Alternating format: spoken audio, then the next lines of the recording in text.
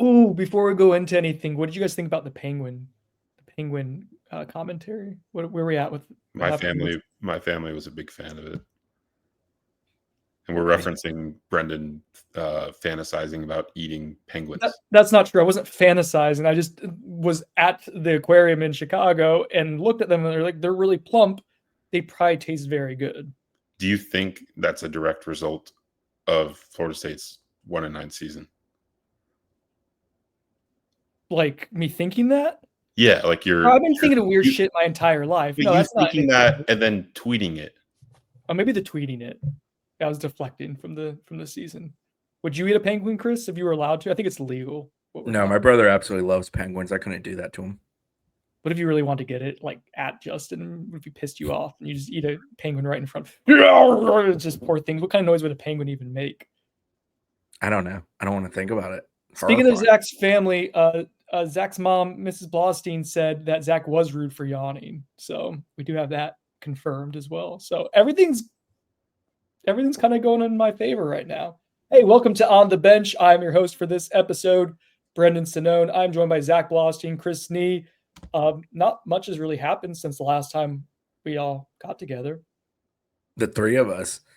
Sir, this is my second podcast in like 18 hours. Yeah, you're a podcasting machine. Who would have thought, Chris, 10 years ago you'd be doing multiple Would you even know what a podcast was a decade ago? Yeah, I think so. But I appreciate Trey last night. He put down the Christmas tree and came on with me. Good show. Let's get into it. FSU has gone through and made multiple coaching changes. This was addressed on the Instant Pod yesterday with Chris. And so I imagine most people, unless you've been living under a rock, if you're a Florida State fan, by now, 24 hours later, you probably have gotten a word. But we will reset it for those who maybe haven't. FSU has made coaching changes, long anticipated by the fan base, something that seemed to be becoming more and more likely with at least some coaching changes during the season. We weren't entirely sure when, but this was probably the last time before the end of the season that FSU would make changes. And sure enough, FSU dismissed defensive coordinator Adam Fuller, offensive coordinator and offensive line coach Alex Atkins, and then wide receiver coach / FSU legacy Ron Dugans. So that's where we're going to go into the conversation.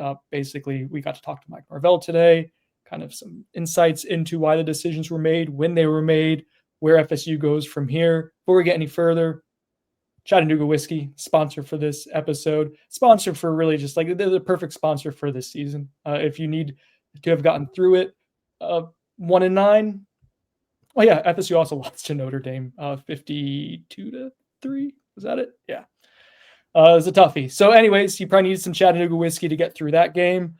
And it can also be a good whiskey for celebrating if you're celebrating change. Not that we're fans of people losing their jobs, but if you're a fan of FSU football, some sort of change, some sort of movement to get past and through this stagnant, awful season, probably needed. Chattanooga whiskey's great whiskey for whether you're celebrating or just trying to forget a little bit too. And in all seriousness, excellent quality.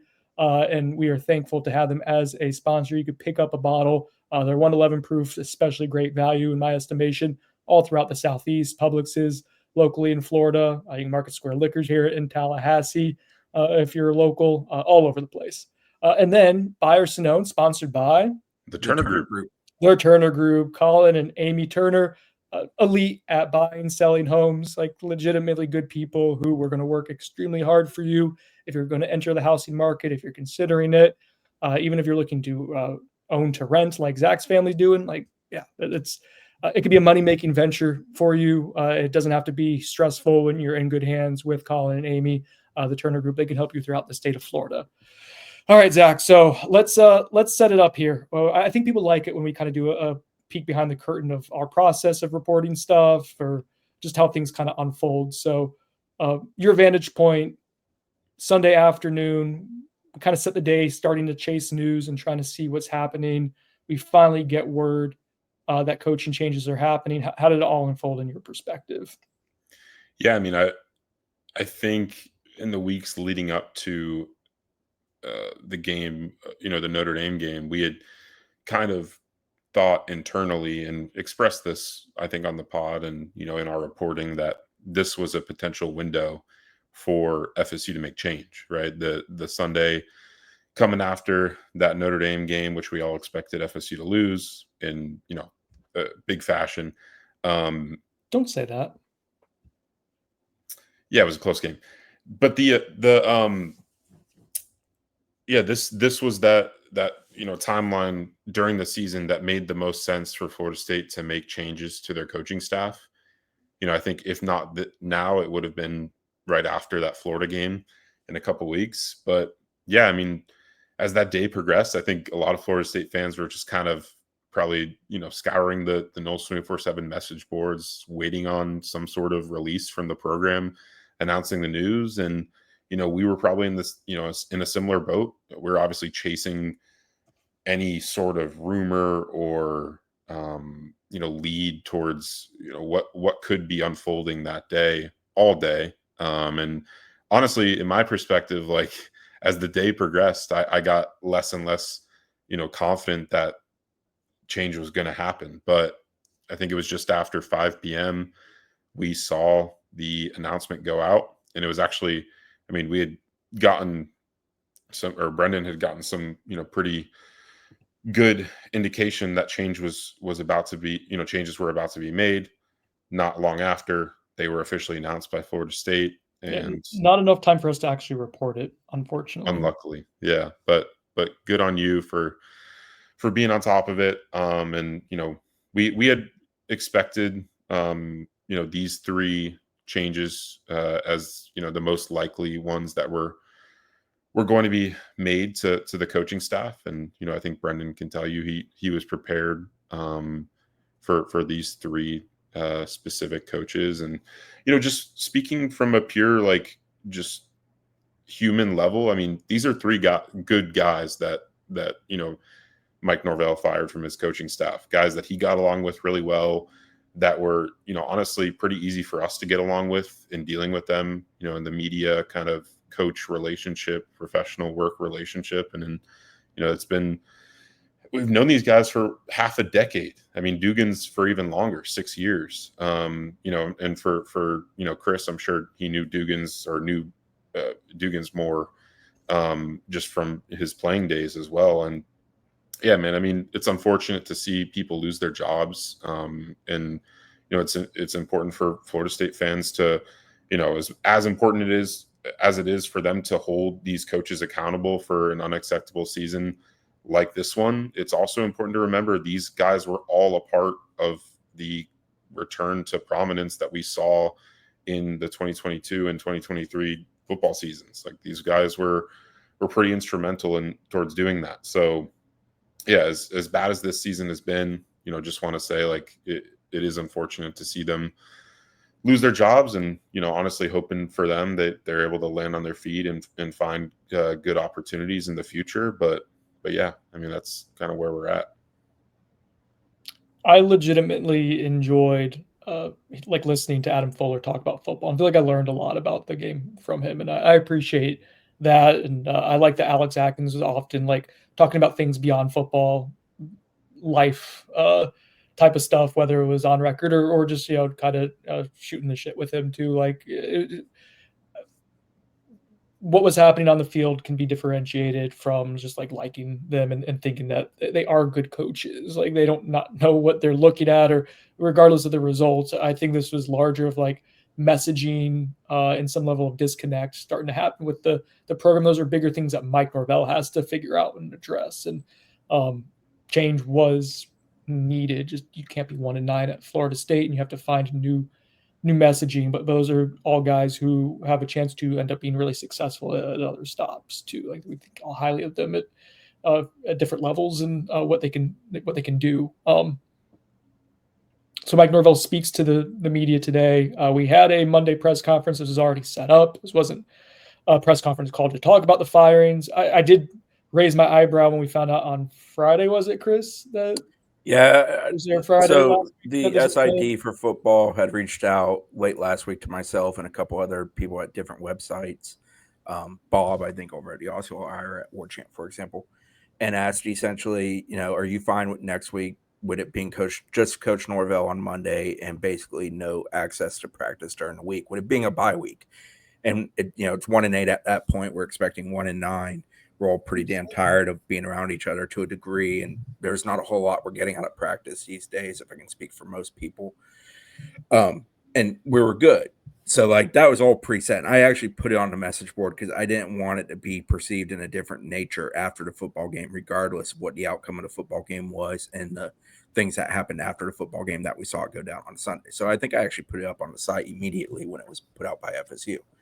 But yeah, then you fast forward to Monday, and coordinators weren't scheduled anyways. But obviously now 2 of the 3 coordinators we would have spoke to no longer are in the service of FSU after being dismissed. So yeah, I didn't find it to be coincidence. I understand the process. I found it to be I don't want to say convenient. If what happened was going to happen the way it happened today is how it would have happened. Yeah. I don't like playing a hypothetical game, but I love it. I know you do. So obviously that game got away from FSU. You know, they allowed. Don't say that. I'm just saying they allowed multiple massive plays that allowed that score to get run up more than Notre Dame tends to run up a score because of the way they play football. So let's say that's a 34-10 type ball game. Say FSU scores instead of pick 6, you know, take away one other touchdown, basically 34-10 type game. Do we still think it all happens? I don't know about all of it in one fell swoop, but I still think you would have seen someone. Like I think Dugan's probably would have been likely regardless, just because you had reached that point. The receivers have been non-productive in recent weeks, and obviously recruiting's not up to snuff there either. I'm just not convinced it would have been 3 foul swoop, you know, what they did. I think that was a little bit reactionary to the fact that they got absolutely, you know, hammered. Yeah, I mean, it would have been tied for the worst loss in program history if not for the Orange Bowl. Yeah. And the other thing with that game is like it comes on the heels of UNC when they didn't really play any defense. So yeah. Or the Miami game where you ran for 200. Or like it's been a downward decline in a year where it's all been bad. It's gotten progressively much worse in recent weeks. I don't want it, like Chris said it in passing, but it was a really important sentence. Is that we're not getting anything out of practice this season at this point. There's been maybe one good practice in the last like 6 or 7 I've attended, in the sense of where I watched them and thought that football team can compete with another football team. I've talked about this before, but I just remember very vividly, like at the 5-7, the 2021 season, and yeah, they were still sub 5. They still had a losing record. I guess they did the entire year, but they were still not like they weren't. It was maybe like 3 or 4 games left, and they were starting to turn things around. It was starting to see like things catching hold. Because I remember Jamie Robinson very vividly starting to. I know my internet's going down a little bit, but don't worry about it, guys. As long as it's recording on my side, I know that Jamie Robinson was was some of that like that. I just remember very vividly him struggling to like play the ball in some games, and them kind of being very, very specific in what they were coaching to do in practice. And then all of a sudden you start to see it happening in games. And like that was a microcosm for like growth happening in the season. And the fact that we aren't seeing, demonstrative, like clear growth happening this season, that's to Chris's point. I don't think we're gleaning a lot from practice. I don't lose sight of like that ties into why we're seeing change, like the messaging and the voices and whatever's happening is not resonating. We've now talked to multiple sources, and even before firings happened on Sunday, I've talked to multiple people and I wrote about it in a rambling column of ramblings. But one of the things is like we've heard from multiple players that they feel like the messaging has kind of gotten stale throughout the program, and that does start with Mike Norvell, right? Like this is his program, this is in his image and in his vision. But this is the first step to, if there's going to be a chance. And I think we're all on record at this point of saying that the chances of climbing out of this hole feels extremely unlikely. But this is the start. And so with that, he had his press conference today, guys. We're going to get into like some of the information that he said, trying to read into things a little bit. You guys know I like to do that, but I want to kind of dive into it. But Chris, like the general tone that Mike Norvell had, what he said that was interesting to you, I'm curious to get that. And then just also, it seemed you have a good pulse on the fan base. How people responded to it seemed as people were encouraged by Mike's messaging today as much as they've been at any point in the last year. Yeah, I thought Mike struck I thought he was very honest about what it was like to have to dismiss 3 guys that he views as family. It wasn't easy for him. and he absolutely hated having to do it, but it is where the program is at. It's what's demanded of the program. I thought he spoke pretty straightforward and direct about that, and I appreciate it. I've always liked that Mike is a fairly honest dude. Even when he's dancing around a topic he doesn't want to talk about, he doesn't lie to you. He just tries to not really talk about a topic. In other things he spoke about today, which is mostly going about new hires, replacing the guys, whether or not the OC would be an O-line coach, for example. If you hire a coordinator, do you allow them to hire essentially the staff under them on that side of the ball? Was one. Talked about early signing day, the implications of all this movement with regards to that.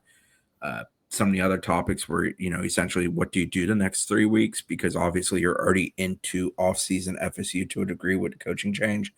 And he's like, you still want to get something out of it. You still push. He talked about who would be the interims. We knew Randy Shannon would take over the defensive duties. Offensively, it's going to be a little bit more of a group guy. Lemonnier helping with the receivers. You mentioned Austin, you mentioned Rick Stockstill, some others with regards to the offensive stuff. And obviously, I think he'll be heavily involved in that too, since that's more his side of the ball. Talked about whether or not, he'd hand the keys off to an OC again, which is a topic that had been breached, 2 weeks ago, I think, in the Monday setting. All in all, I thought it was a good press conference. This season, as it's gotten progressively worse, it's felt more and more like Mike's been a little mentally beat and battered, which I think just comes with the stress of it all and absolutely hating losing and being a competitive person, which he is. I thought today was sort of I do want to fix this. My goal is to fix this. I have an intention to fix this. I have a plan to fix this. This was the first step towards it. Now we see what he does. Words matter, actions matter more, and actions have started to finally come. So all in all, I thought it was a good day. I think there was a bit of a weight off everybody's shoulders knowing that something has started to evolve with regards to how this is going to change. Sorry, I sent in the group chat for Zach to go after Chris, but it's not the usual group chat that we message in. Yeah, I mean, I thought I sent it now to you. I thought it was his best press conference that I can remember, man. I mean, the opening statement I feel like was just kind of like a typical opening statement from him. But I mean, after that, like he got really specific about certain questions when it came to the prospect of a timeline for the next the coaching hires for these vacancies, and what the interest was like already for some of these open positions. I really liked his answer talking about how Randy Shannon is now going to be calling the defense over the next 2 weeks and what he wants that to look like.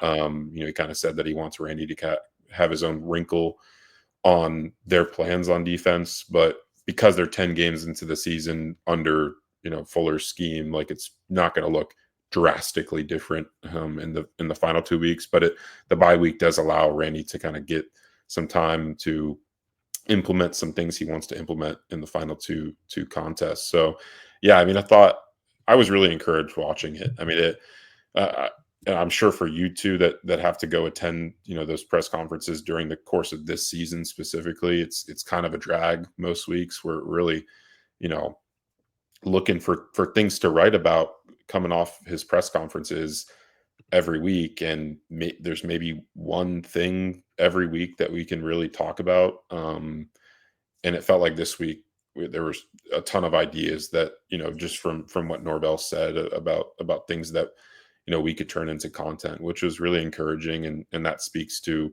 him kind of reaching the fan base and giving them some clarity on the next steps. And I think that's a really good thing as he looks to kind of turn this thing around. So he provided, I want to get into a few different aspects here, but he provided I don't want to say a timeline, because he kind of said that the timeline that would be ideal probably isn't necessarily super realistic too. And so people listening or watching have an idea of it. So we're recording this on November 11th. That gives them about 3-week window before early signing period, which is December 4th. That is the Wednesday after the regular season wraps up, before conference championship games. Which is really early. And why that's important is, it's important because, and this is a little tidbit, I don't know if you guys caught this, but Mike basically, let me see if I can find the quote here on championship games. Mike, when asked about the timeline and whether he'd like to have a hire made before the early signing period, he said, "I have a desire." He said, "I'd love to say December 1st would be a great day to finish the season." And how real is that going to be? Obviously, I want to respect everybody as they're going through the process. Guys playing in championship games, we're going to respect the process of what that could be. Did you guys catch that? Yeah. No? Am I reading too much into it? No, Chris, I mean, we all kind of, I think You we all love reading too much into things. Oh yeah, I read way too much in Travis Hunter. We don't have to relitigate all the times I've been right, and we will ignore the times I've been wrong. Sometimes reading the things helps.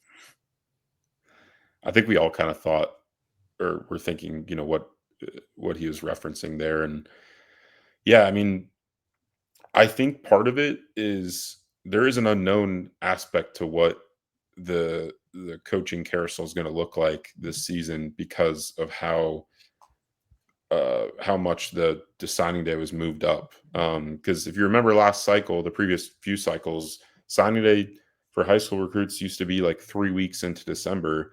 And now we're talking about it 4 days after your final regular season game against Florida. So yeah, I mean, that Sunday is December 1st. Obviously the championship weekend's that next weekend. Like how quick can you turn that around? Obviously, they've already gotten through the part of firing guys and all the turmoil of that, but the hiring process I think is going to be super interesting, not just at FSU but everywhere. And there's a ton more layers to this, right?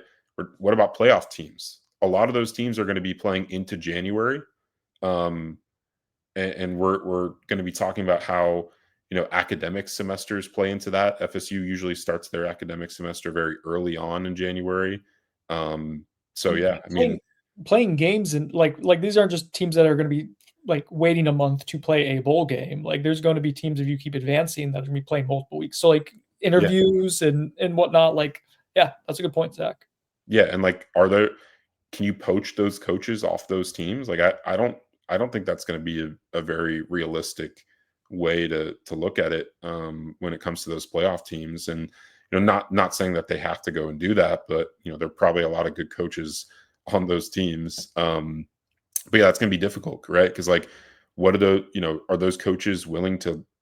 You're ideally going to want your entire coaching staff in place for the portal window at Florida State to be able to capitalize on what I'm viewing as the most important talent acquisition period in Norvell's tenure at Florida State to this point. Because I mean, you're just going to absolutely need to hit on a lot of transfers to be able to turn this thing around. And yeah, I mean, you're going to need all hands on deck, and that's going to require your coaching staff to be in place as early as possible because the portal opens December 9th.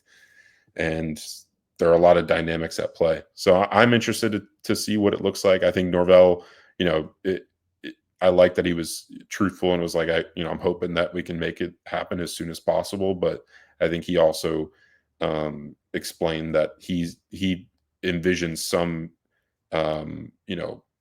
unknown to what this carousel is going to look like for guys that, he can potentially hire. He has a lot of experience hiring people. He referenced that today. But obviously, I thought the quote was sort of humorous in the moment. I've been fortunate throughout my career. I've had to hire a lot of coaches, and very few times have I had to hire coaches because of the situation that we're in now. Usually it's been from guys getting promotions, other opportunities that have presented itself, but I know what it looks like. With the timing, it stinks. The calendar just keeps getting more and more on its side where it doesn't work very well for anybody in the game, especially those going through change. But I think his goal will be to be able to communicate directly with people that this is who you can expect to be your coach. And I know in college football, till it actually happens, it doesn't happen. But I think there's a degree of that's sort of what December 1st is for him. So, for example, if it is someone who's still playing in the playoffs, some form or fashion of being able to say that guy's going to end up being on my staff. I think that's ultimately the goal. Now, how you navigate that, do you hire them and they work out their tenure at the other place till they get there? That's all very weird. That's for the people that get paid more money than me to figure out. But that's sort of what the calendar demands. December 4th is going to be difficult to really do any of that with. It's more so the portal window, like Zach referenced, that is so essentially important to FSU. The one disappointing thing would be down manpower in the sense of being able to do those things. Because if you're trying to evaluate portal guys, and portal is such a thing that happens in a vacuum. Guy jumps in, first call, sets up a couple visits, first or second visit, likely lands at one of those. Some of that really happens in a 4 to 7 day window. Sometimes it's amazing. It's it's years of high school recruiting condensed into a week. If you were down to manpower because they're still concentrating on duties elsewhere, that would be kind of a difficult dynamic to navigate and probably one they would prefer not to be stuck in. But hey, if you want to hire somebody and you believe it's the right hire, you're going to do what you have to do to make sure you make the right hire. I think that's ultimately the goal that they're setting out with. It's not about convenience. It's about getting the right people to help turn this around quickly. And with the portal window, I agree with both you guys. Like, that is more important than the December 4 signing period days starting on December 9th. But the portal goes for a month. And that's when you can enter. And so there will be teams and there will be players entering from playoff teams, after that date as well. And so Is there a rule that it makes it so that when you finish your playoff game, there's like an extended portal window for those specific there players? was last year. I would think there have to be, right? Because the portal window doesn't extend all the way until the end of when the playoff games are Right. played. Yeah, last year was for teams that were like in the playoffs or playing like late bowl games, like for Florida State and Georgia. Like, I remember talking about that. It was like, I think 5 business days after the last game of the season. So I think that's, if it goes beyond that, I think January 9th date, whenever it's a month in after December 9th. Yeah, that's when that'll take place. Who's honking? Is that you, Zach? Someone in the background, I don't know. Come on, get under control. Sorry, getting back on track here. So, it'd be ideal to have someone before then, but realistically, it might take a while to fill some of the voids. But it could also move quickly. And Mike did say that they're going to start. It seems like he already has names in mind. He said he always has names written down, even since he was a coordinator. He's been, always has something ready, which makes sense. I think that's pretty standard. Most organized head coaches are always thinking of things. Were you going to say something, Zach? I'll say, who do you think's on the list? Let's get into it. Ooh. We'll get into that a little bit here. Let's start off with offensive coordinator. What were some of the parameters that you found interesting? Mike fielded probably 3 or 4 questions, Chris, about offensive coordinator. What stood out to you as we kind of talk about who candidates who might make sense? What stood out to you about the way he views that hire? Well, he was direct about how dreadful the offense has been this year and the need to evaluate and the potential of moving on with a true OC, someone who's a play caller. Secondly, he talked about not having to be an O-line coach. I believe you asked him that question. I think third thing is just that he's your offensive line coach and OC. So just yeah. If the OC is hired and it's not an offensive line coach, that means you might be having to move someone else, and that's to the wide receiver OC. You might have to be moving other pieces around. That's why I ask, because I find that to be an interesting dynamic that still remains. A third one that came to mind is when he talked about that list that he kind of keeps or is always concocting. It's a mix of guys he's familiar with and also guys he's just been impressed by in the sense of competing against them or watching them coach or having some familiarity with how they go about their process and do their job. So I think that's always one of those things. Like, you listen to coaches enough when they talk about opponents. I always think Atkins talking about Wake Forest and the safety. Was it Malik Mustafa? Was that the Yeah, safety? that was Zach's boy. Yeah. Like, Atkins loved that kid. Like, you can sometimes tell when a coach talks about something where it's standard coach speak versus when they're like emphatic about a player, a person, a scheme, a team, a coach in that kind of way. So that's sort of what I thought of when he was talking about it. Like, who have we heard Mike over the years be like, I love the way he does what he does with his offense or what they do with their offense really challenges you, things like that. So I think that would be an interesting thing. So with that in mind, the offensive coordinator position seems like he said anything's on the table, right? So that opens up a wide variety of potential candidates. I don't view it as being an internal hire. I think that'd be a really tough sell when you have legitimately the 134th scoring offense out of 134 teams in FBS. You're gonna have to, which like it need more messaging or new messaging, more voices in the room, something fresh perspective makes sense. Zach, do you have any who's on the top of your wish list? If you had to go ahead and advocate for a hire. Are you still team go offense?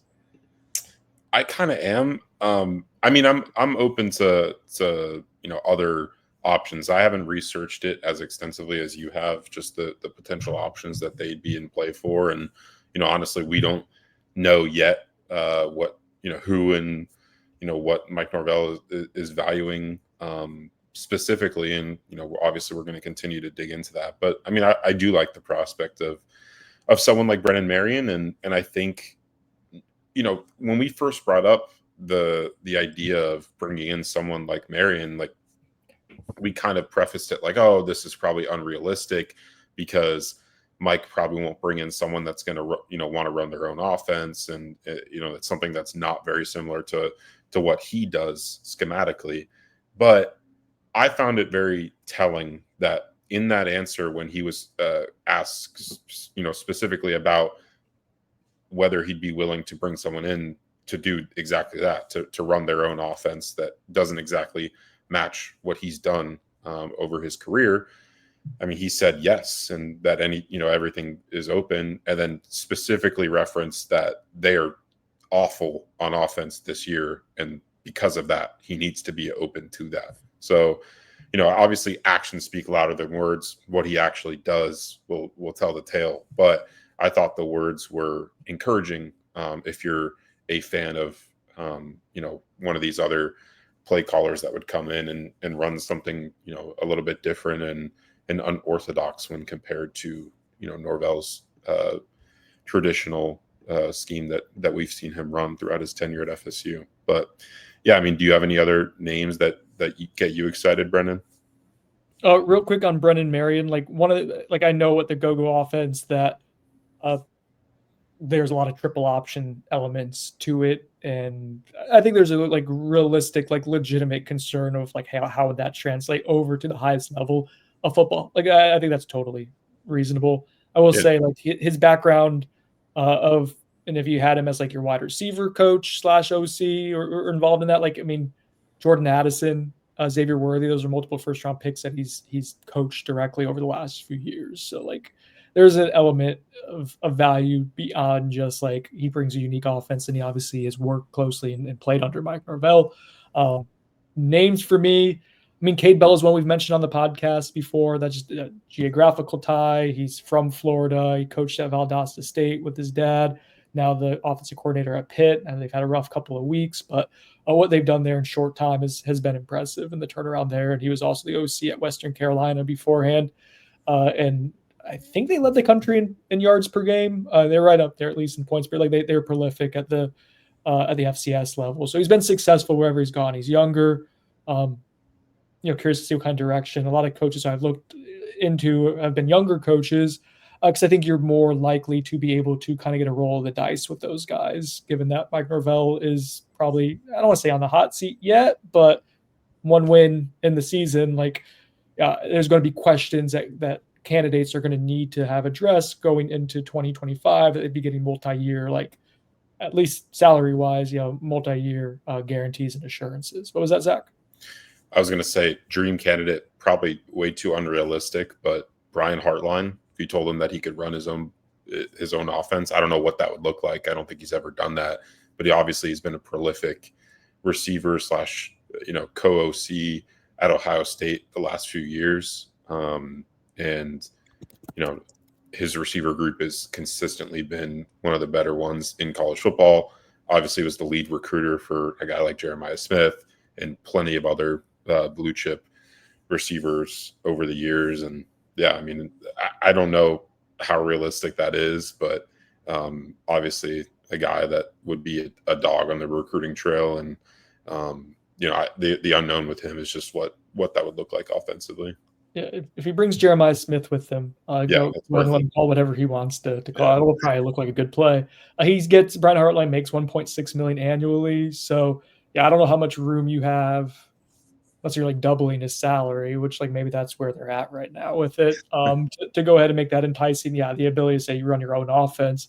But again, Mike Norvell in a really pivotal year for his coaching career, does he turn over the keys to the offense to someone who's never called one? At that level before. Yeah, definitely more unrealistic, but it'd be fun, especially for you and your recruiting chops. Chris, do you have any names that you want to throw out there that you have interest in? No, I mean, so no, I've thought about it a lot. Like, I like Joe Craddock at Tulane, but like, no, I don't think he's one that you can sell to hire very well. But I think Joe Craddock's a really good coach. He was at Troy before Tulane. He's a relatively younger guy. He's good with quarterbacks. He's a good OC. He's done a good, effective job. I really like what he does at Tulane. I don't know why I watch as much Tulane football as I do, but I do. It's really weird. I'd love to go get an NFL guy, but like every NFL guy I like is a guy that's going to probably be a head coach in the relatively near future. Like, the guy with the Lions is awesome. Absolutely love what he's done there. But again, he's a guy that's going to be a head coaching candidate. Yeah. Drew Petzing comes to mind. He's with the Arizona Cardinals. He's done a good job cleaning that up. They also got better talent because they got a guy like Marvin Harrison Jr. in there. Yeah, I like those guys, but like I don't view them as real candidates. I guess it's the best way of putting it. Wild out of the box name, and I'm going to say it, it's going to piss people off, and I'm not actually endorsing this for FSU to hire Dan Mullen. Oh, so it's funny. I know the immediate reaction is, damn it, we wanted recruiters. That's not a recruiter. I know yeah, that is the downside there. Dan Mullen can coach, though. He can also evaluate. He can also evaluate, yeah, I think. So I think he was there's that degree to me where, like, if you're moving pieces around the table and trying to do things, I think that's an interesting way to view it. But I understand why that's not enthralling. He's also historically been pretty good with quarterbacks. Yeah, Dak Prescott recruited and developed. Well, did he develop it? Does he get who gets credit for developing Anthony Richardson, and do they want credit for it? Well, I mean, he evaluated. He got drafted high, got paid a lot. He evaluated and landed Anthony Richardson. He did. That was more the development. He did evaluate him. That's interesting, Chris. From an X and O's perspective, like in maximizing talent. Yeah, he did a really nice job at Florida in that perspective. It was the recruiting stuff and some of the his weirdness. Yeah, he's a strange cat. It makes for some fun press conferences. A couple other names that I'll end up putting some of these out there a little bit later. We're not doing hot boards. We're not doing hot boards right now. I don't know how. Hot boards weird. There's names that I think make sense or have some intrigue. Buster Faulkner from Georgia Tech is one. I really like Georgia Tech's offense. Got to see it firsthand. Commitment to the run, but Faulkner's from Georgia.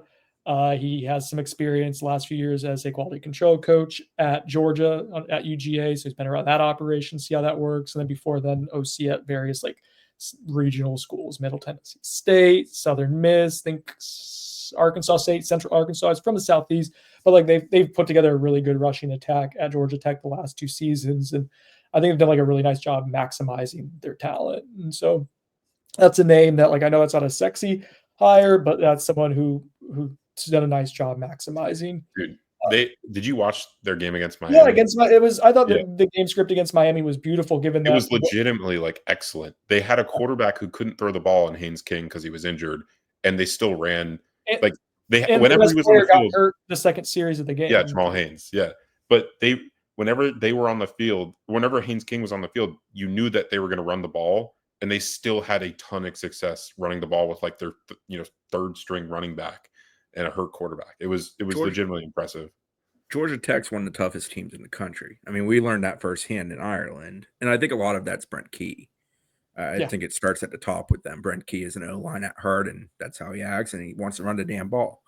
But like, they're super tough. There is a degree of me that thinks FSU, when they make these hires, especially offensively and on the O-line, they got to get tougher.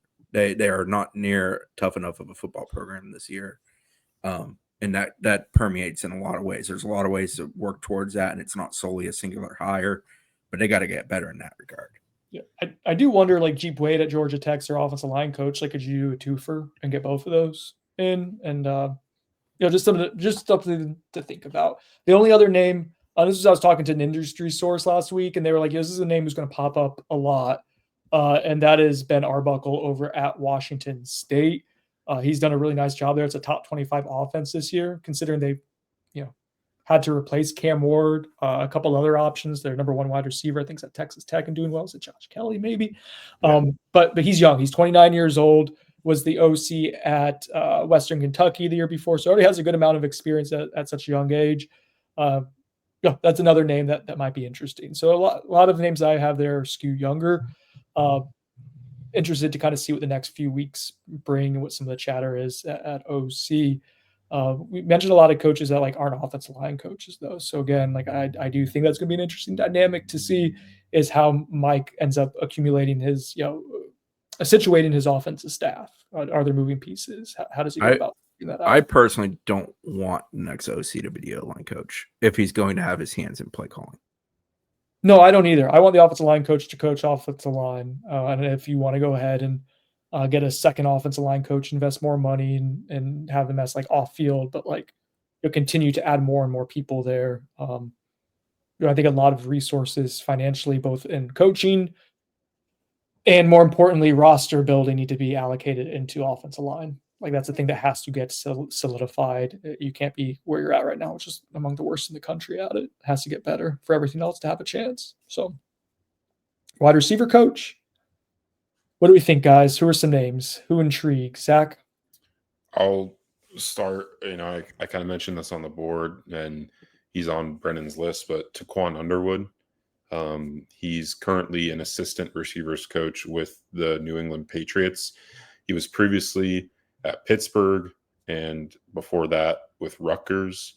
And he had a brief stint in the NFL with the Dolphins, I believe, as like a quality control, something along those lines. So, yeah, he's had a good amount of success in the college ranks, just in the few years that he's worked. He's a younger guy, has had several receivers get drafted, is from what's been described to me as people that are familiar with him and have dealt with him when he was in the college ranks, described as a dog on the recruiting trail, someone that would, absolutely help Florida State when it comes to recruiting in regions that matter, like South Florida.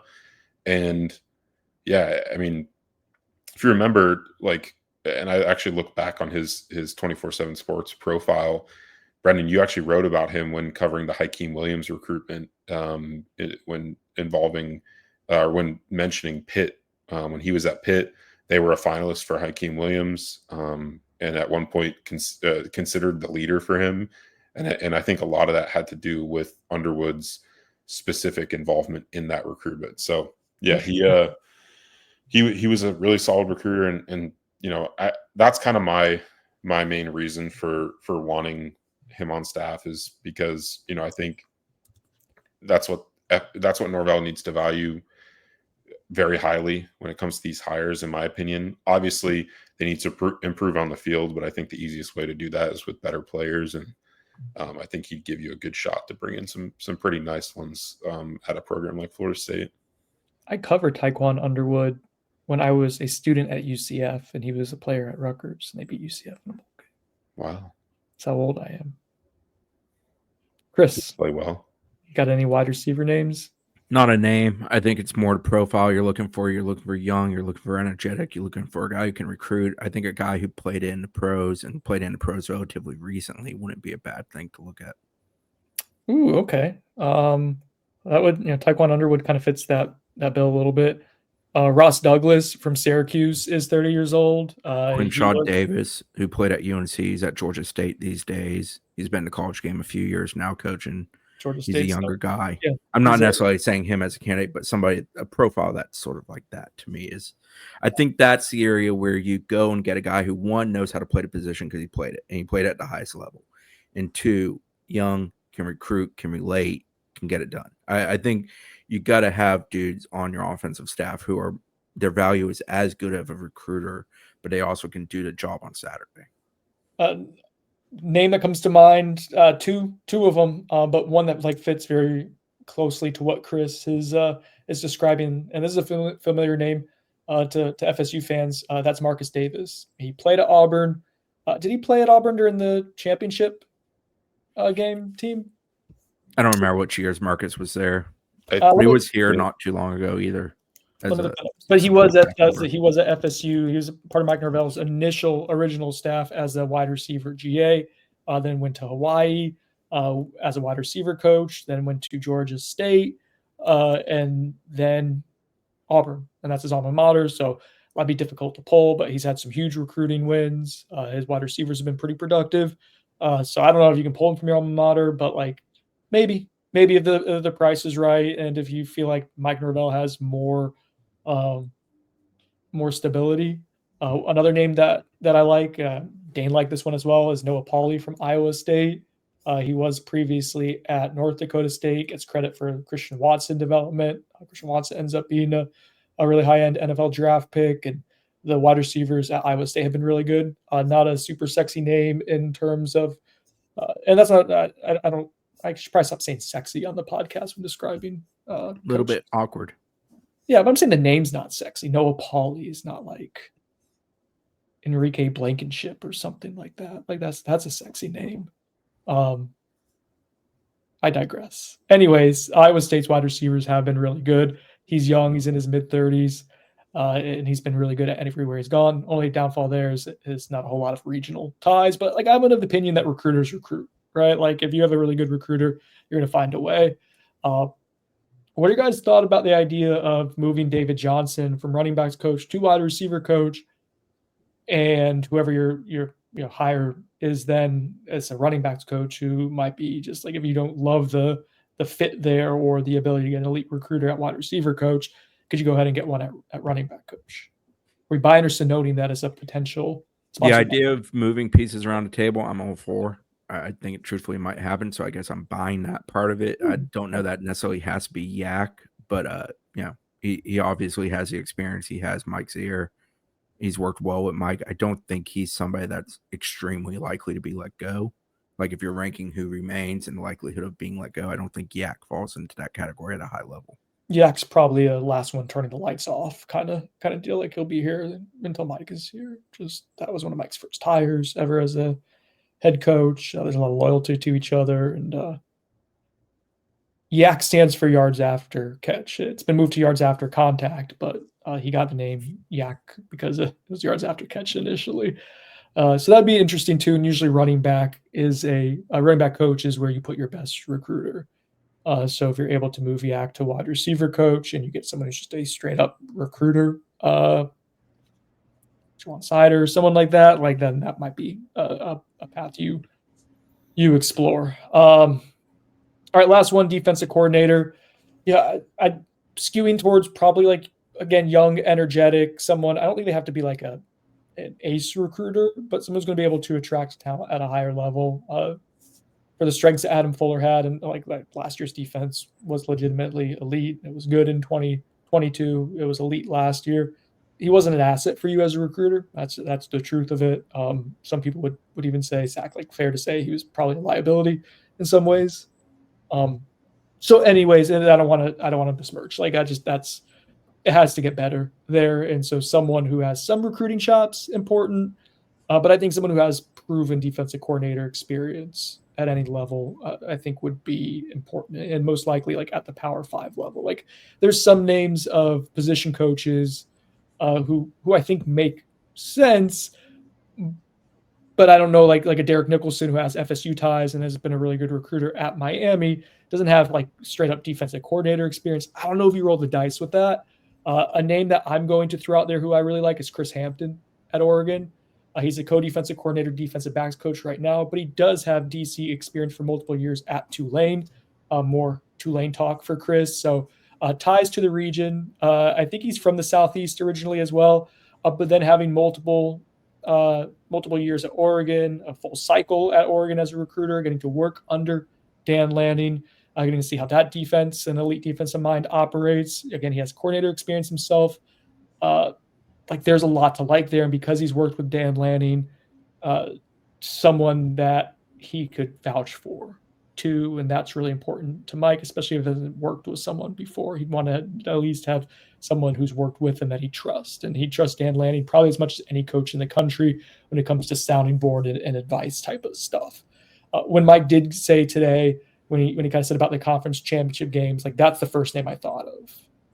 That's like, oh, I wonder if that's who. It makes sense on paper. It checks almost every single box. Zach, what's the name that intrigues you at DC? First off, do you buy or Sonnone? Do you buy or Sonnone Chris Hampton? My nomination is Chris Hampton. Do you like that? I do like I like him because what you mentioned, right? He has the DC experience, so it's not like you're just finding some position coach that's done really well as a position coach and just hoping that they'll be a good D coordinator. Like he's had the good experience at Tulane, goes into a big time operation at Oregon and has done well in recruiting for them. Has landed several big time commitments during his time there. I think Trey McNutt, 5-star safety, is someone he was a primary on. So like that, he's got some recruiting chops, and I'd be in favor of that. That was probably the name that excited me the most, honestly, when you put out that list of defensive coordinators that would make sense for Florida State. A few others that I've seen some people mention, like relating to your list, is Jim Leonard. His background's interesting, and has obviously fielded some pretty good defenses while at Wisconsin. And yeah, I mean, there's a lot of different routes they can go, and I'm very interested to see what Norvell thinks is the best option when it comes to whether he's going to go after someone with proven experience at this level, or someone that he's kind of more taking a shot on. I would lean towards the proven experience, just because this is a vitally important hire for him. With offensive coordinator, I feel like it's a little bit less high stakes, just because Norvell has more of a say into what goes on offensively for Florida State. And obviously this season is this season. They're god awful, but the defense is important because Norvell really doesn't have a hand in that at all. So you need to hire someone that can run it themselves and not need a helping hand. And I think it's just gonna be I think the most important hire out of the three that they're gonna have to make from this bunch, before you move into potential additional firings after the season. Tom Allen at Penn State. Ooh, how old is Tom Allen now? Early to mid 50s. Okay, interesting. So he has Florida ties. Tons of Florida ties. Worked in the high school game down here. Worked at USF for a long time. Great guy. Personality's absolutely awesome. Indiana's success was so, but I think he did take them to 3 bowls in his time there.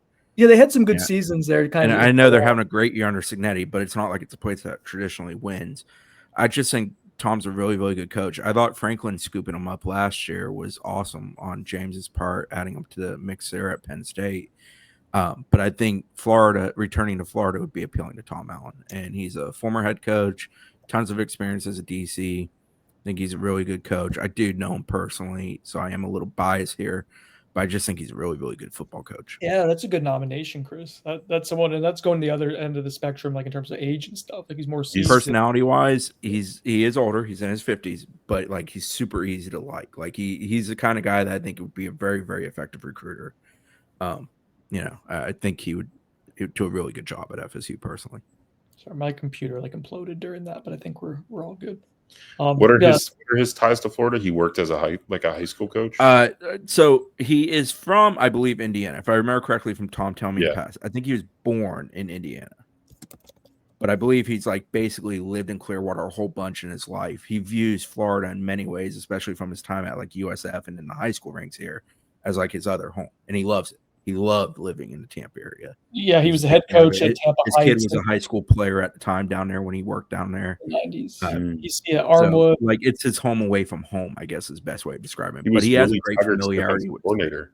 Yeah, he was. And which is when I first met him, was when I used to do some of the camps that USF would put on satellite stuff. I met Tom through that. Really, really like him. I just think he's a really good football coach. Went sideways for him at Indiana, but I think he's a guy that is an asset from the sense of he's done it at a really, really high level.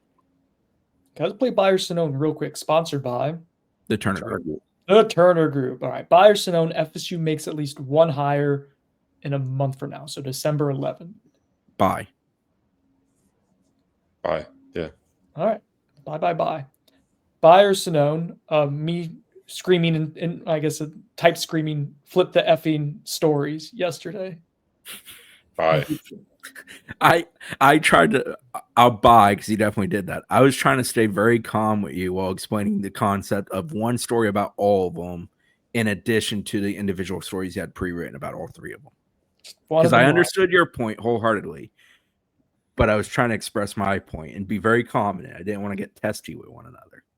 I was doing all the testiness, to be fair, yesterday. You were flying and traveling. I know how shitty of a day that can be. I was in, like, we got the call that we thought it was happening.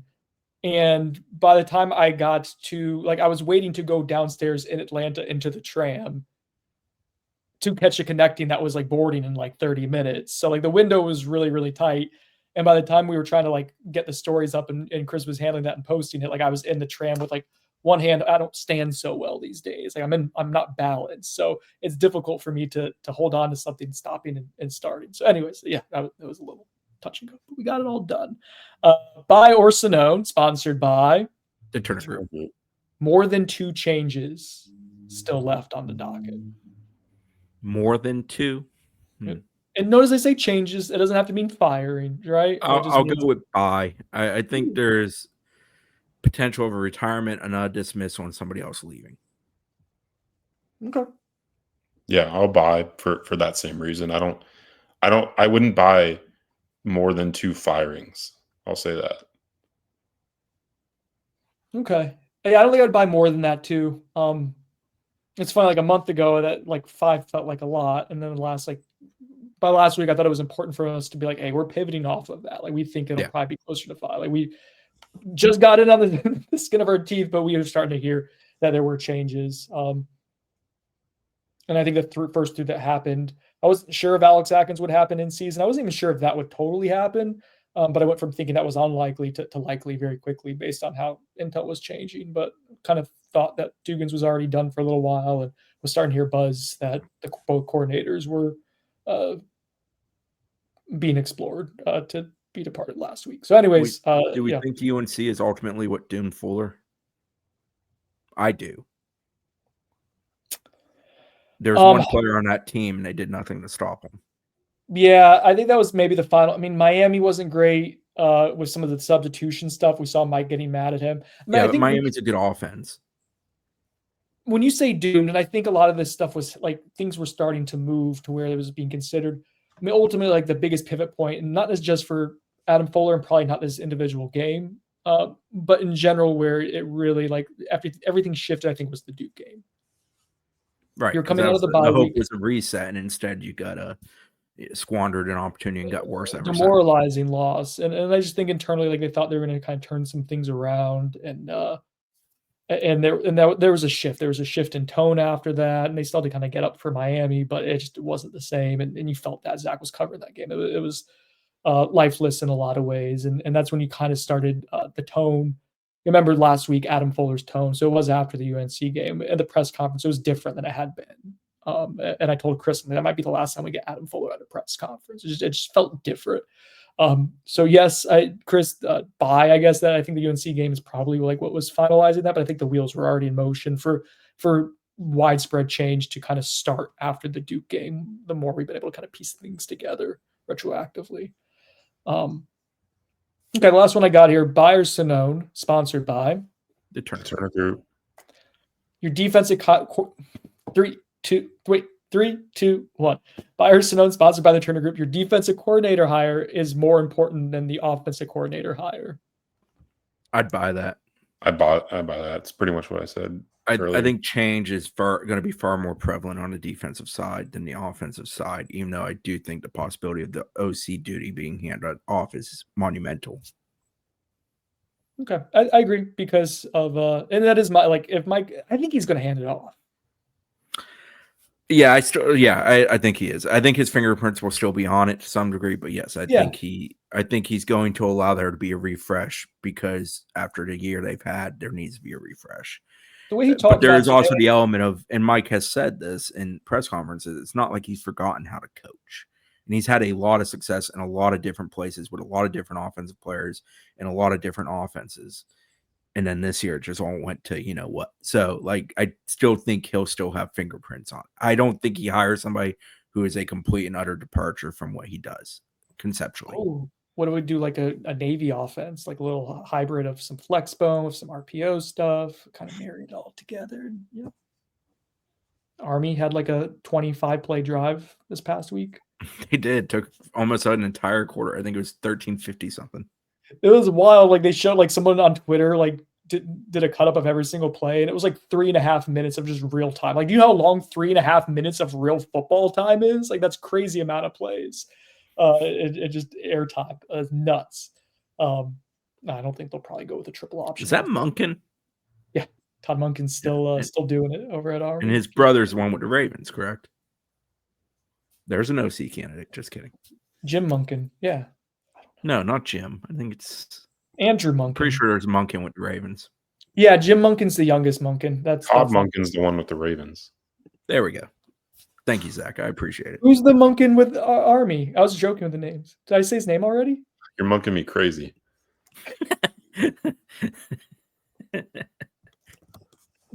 Jeff Monken. What? Jeff Monken. Yeah.